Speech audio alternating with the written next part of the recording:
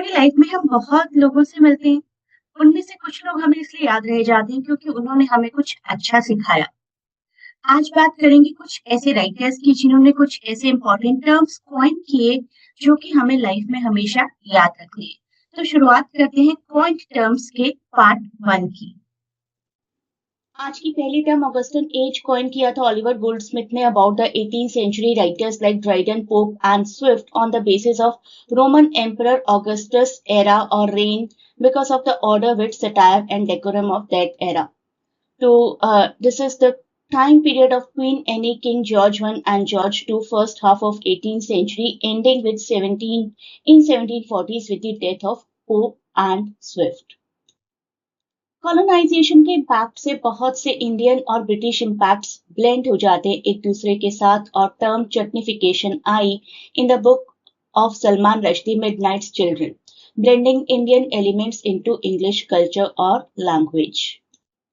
अब आते हैं पॉजिटिविज्म पर। फिलोसफी ऑफ ऑगस्ट कॉम्ट, जो कि एक फ्रेंच फिलोसोफर थे जिनका मानना था कि ट्रू नॉलेज सिर्फ साइंटिफिक है, नथिंग लाइक इंट्यूशन, फेथ और मेटाफिजिक्स एग्जिस्ट्स। अब बात करते हैं अपस्टार्ट क्रो की, the term given by Robert Greene to Shakespeare, जिनका मानना था कि शेक्सपियर अपने टैलेंट की वजह से नहीं, अपने कॉन्टैक्ट्स की वजह से, अपने प्लेजरिज्म की वजह से सोशल लैडर को बहुत जल्दी क्लाइंब कर गए हैं, बहुत जल्दी ऊपर चढ़ गए हैं। Next term is cultural materialism given by Raymond Williams, जो कि स्टडी करती है कि पावर और आइडियोलॉजी किस तरीके से कल्चर को शेप करती हैं। Shakespeare, Jane Austen, Thomas Hardy, इनकी दी हुई आइडियोलॉजीज किस तरीके से आज मटेरियलिस्टिकली यूज की जाती हैं in politics. Next term hybridity है। होमी के भाभा की लोकेशन ऑफ कल्चर 1994 में कॉइन की गई थी। इसका मतलब है कि दो कल्चर किस तरीके से कॉलोनाइजेशन के इम्पैक्ट की वजह से एक दूसरे के साथ मिक्स एंड मर्ज हो जाते हैं।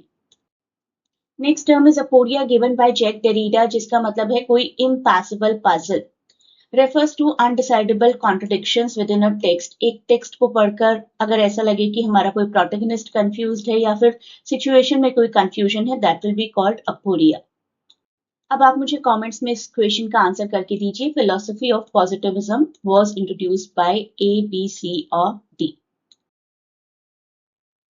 हर दिन हम मिलेंगे एक नए एग्जाम फोकस्ड फैक्ट के साथ। ये था आज का इंपॉर्टेंट टॉपिक। ऐसे और शॉर्ट्स के लिए चैनल को सब्सक्राइब कीजिए। All the best for your preparation. और अगर आप लाइव क्लासेस के लिए मुझसे जुड़ना चाहते हैं तो इस टेलीग्राम लिंक पर कॉन्टैक्ट करिए।